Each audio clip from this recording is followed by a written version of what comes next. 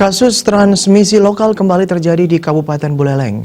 Data per Jumat kemarin ada penambahan sebanyak 6 kasus terkonfirmasi baik dari Bondalem maupun Grogak.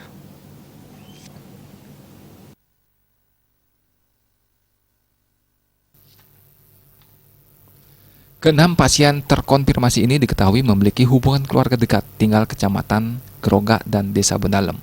Sekretaris Gugus Tugas Penanggulangan COVID-19 Kabupaten Buleleng Gede Suyasa mengatakan tambahan kasus positif adalah PDP 74 asal Desa Bondalem yang pernah kontak langsung dengan PDP 65. PDP 75 tercatat pernah berinteraksi dengan PDP 61 asal Kecamatan Grogak. PDP 76 asal Desa Bondalem pernah kontak dengan PDP 69.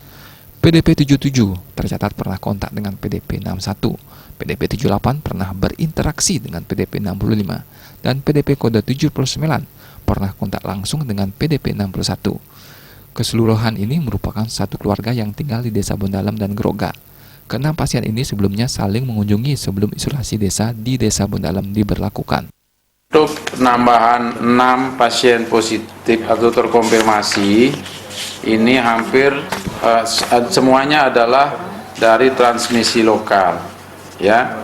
Dan ini merupakan kontak erat dengan PDP yang terkait dengan PDP 61.